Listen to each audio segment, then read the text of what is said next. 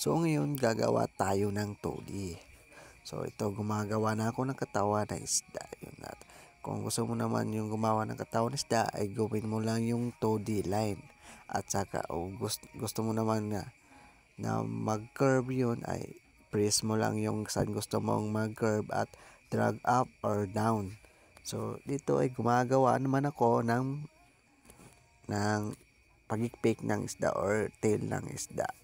Medyo nga natagalan ako dito dahil hindi ko ma-connect ng maayos yung tail ng isda. At ayun naman, na-connect ko naman, medyo matagal lang at ginagawan ko naman ng linya para sa mga kulay na gusto ko pong ilagay.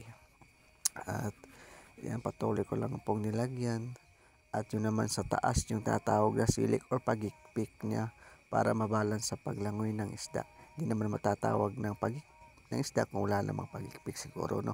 Kaya yan, nilagyan ko dyan pero temporary lang dahil para makikita ko kung ano ang bagay sa kanya o ano ba ano ba ang bagay na ilagay sa kanya. So binura ko na rin ulit at binura ko tapos lagyan ko ulit ng ibang design kung ano yung nababagay sa kanya. Gusto mo lang, ang ginagamit ko dyan ay yung lane 2D line lang, no? And press mo kung saan mo gusto ilagay tapos press mo ulit sa kung saan mo gusto i-curve tapos yan na part ulit yung ginagawa ng press mo lang or drag down or up para kung saan mo gusto pumunta or saan mo gusto i-connect doon mo lang pindutin gamit yung mouse. At kung gusto mo naman makita yung iba't ibang linya or pabilog ay meron naman dyan sa mga or sa mga file, mga materials makikita mo yan sa ibaba or diyan sa side or sa left side. So sa kulay naman is dito sa right side. Pindutin mo lang yung anong gusto mong kulay tapos ipindot mo doon sa saan mo gustong ilagay sa parte ng isda. Ayan, nilagyan ko ng kulay pero temporary lang yan dahil tinitingnan ko muna kung ano yung bumabagay sa isda kong ginagawa.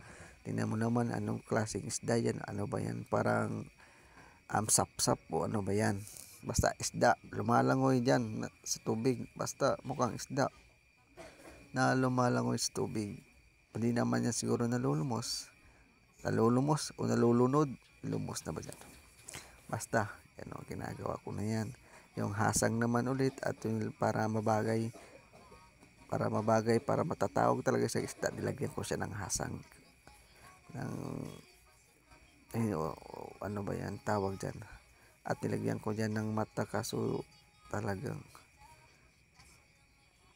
nilagyan ko na yung sa taas niya pagikpik, nilagyan ko na ng kulay. Ay binabagay, inuulit ko. Binubura ko tapos inuulit ko para at tingnan ko iniiba ko na ang design para tignan ko ano bang bagay. Tapos dyan, kinukulayan ko na isa't isa yung iba't ibang kulay yung pagikpik na sa taas. Pero tignan mo, nabura ko yung sa katawan niya dahil napindot ko po yan. Pero pwede naman niya ibalik. Oo, pero ibabalik ko naman yan ulit ngayon pagkatapos ko. Pero iba na yung kulay ko na inilagay.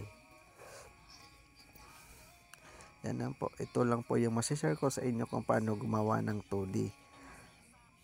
At nashare ko lang po sa inyo kung ano yung aking nagawa.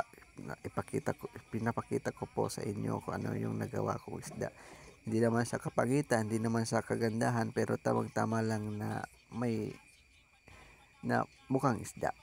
Na ayan na po talaga yung kaya kong gawin dahil di pa po tayo master. First time po natin gumagawa yan ng isda sa laboratory po. And that's all. Thank you. At ano yan po sa huli, yan lang po pinapakita ko sa inyo ang overall na video ko. Tingnan po sa huli na lang po. Yan lang po yung video ko hanggang sa huli. Bye bye po.